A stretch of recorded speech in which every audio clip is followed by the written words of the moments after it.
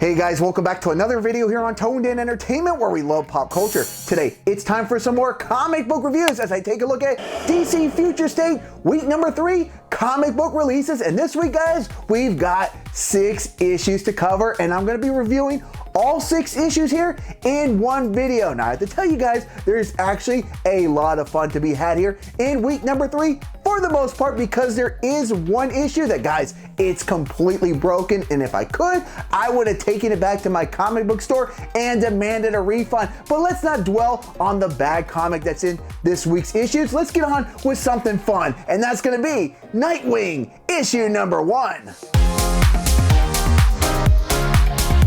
Even though Nightwing is wanted by the magistrate, he still feels the obligation to come to those who are in need of a helping hand. And even though these cybers have authorization to use lethal force, they are nothing more than a toy for Nightwing to dismantle. Now, when Nightwing goes to check on the couple that was in trouble, he quickly realizes that things aren't as they seem, as he will not only find himself in a handicap match, but also ends up getting shot in the back by a third party. But that won't stop Nightwing from disposing of these alley dwellers and then having a chat with the roof sniper who so rudely shot him in the back. Now, Arkham Asylum looks to be abandoned and in ruins, but Nightwing is using it as his secret headquarters, where he uses it to communicate with what's left of the masked heroes in Gotham. That will include Batgirl, that will tell Nightwing that there are reports of a Batman working the streets of Gotham. And we're gonna find out just how not so secret this base is, as this Batman has infiltrated Nightwing's secret headquarters. But this Batman is no Bruce Wayne, as he finds himself on the shocking end of one of Nightwing's traps and then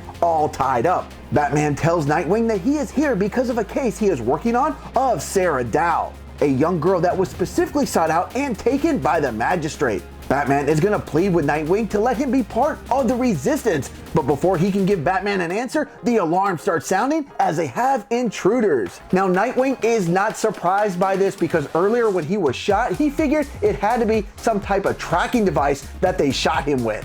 And since Nightwing figures he's going to have to take on the magistrate, it's better to do it with home field advantage. Now, on a scale of 1 to 10, I'm going to give Nightwing issue number 1 an 8 out of 10. I love the dark and futuristic feel of this issue, with the art done by Nicola Scott and the colors by Ivan Placencia. Now, the story here by Andrew Constant has a lot going on, but yet at the same time, it's really well paced, with one new revelation after another. Will having home turf be the advantage that Nightwing wants? We'll have to see when this story concludes on February 16th. Next up, we have Catwoman issue number 1, The Great Train Robbery.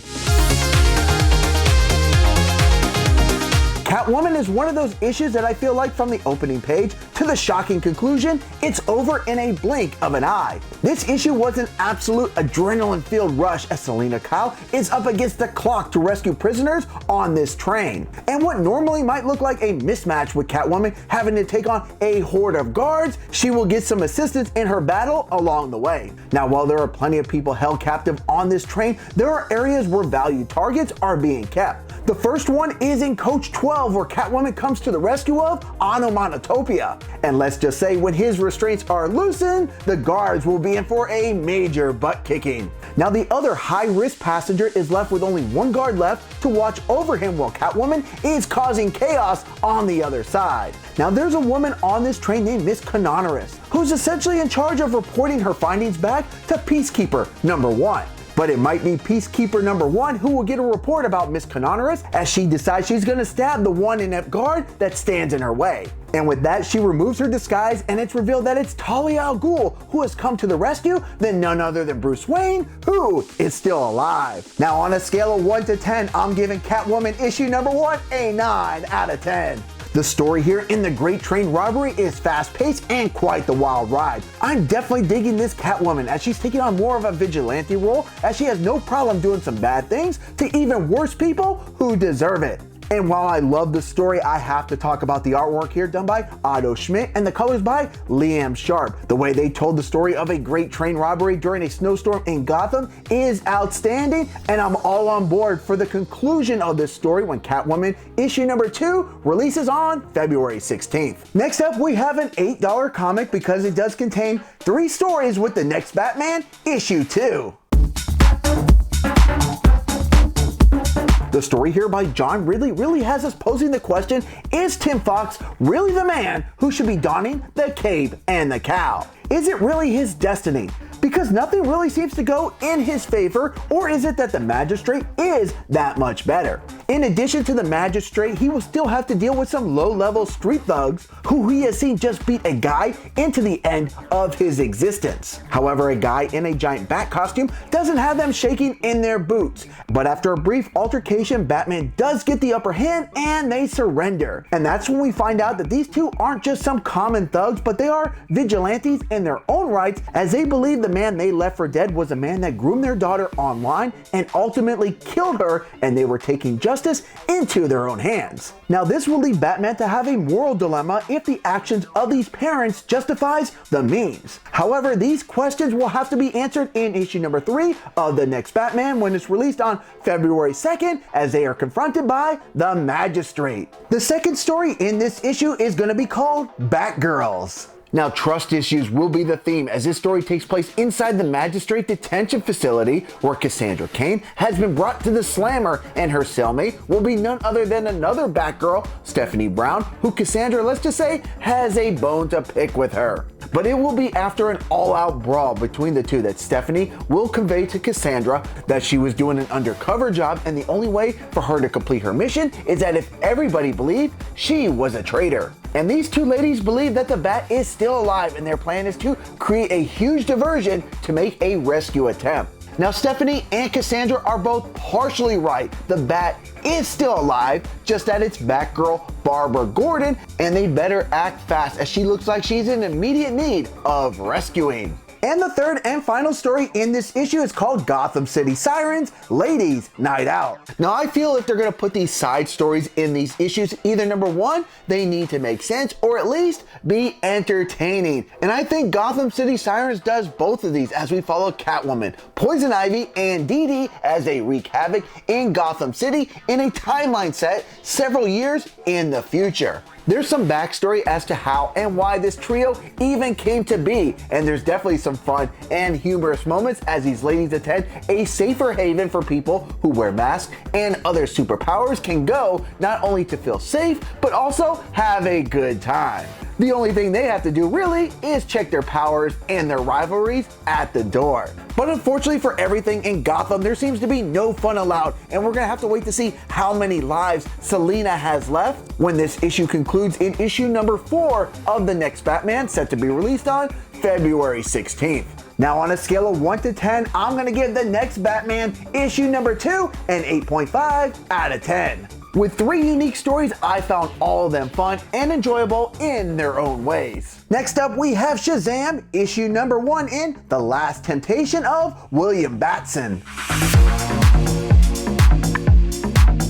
This issue of Shazam almost feels like a whodunit, as we're trying to figure out if there's a serial killer on the loose. There's also many questions surrounding the attitude of Shazam lately, that he hasn't been acting like himself, and now he seems to be extremely irked when anyone calls him Billy. Now, as Shazam, Don't Call Me Billy, sits around with Bunker, Powerhouse, and Miss Martian, they're having a meeting of the minds when they are alerted that chaos has broken out at the Iron Heights Penitentiary, where Giganta and Manhunter Robot have come to free Creeper, but they'll have to go through Shazam and friends first. Now, Shazam and crew will get the upper hand, but it looks like they have gone too far, as all the baddies have bitten the dust. Now, I said earlier that Shazam has not been feeling like himself. Well, that's because he's been split from Billy after dealing with Neron years ago while he was in hell. Shazam had no other option than to leave Billy behind in hell. Now, before Shazam would take off from hell, he had to protect Billy's purity as to not succumb to the temptations, because if Billy does give in to these temptations, saving the world for Shazam might just be impossible. Now, on a scale of 1 to 10, I'm gonna give Shazam issue number 1 a 7.5 out of 10.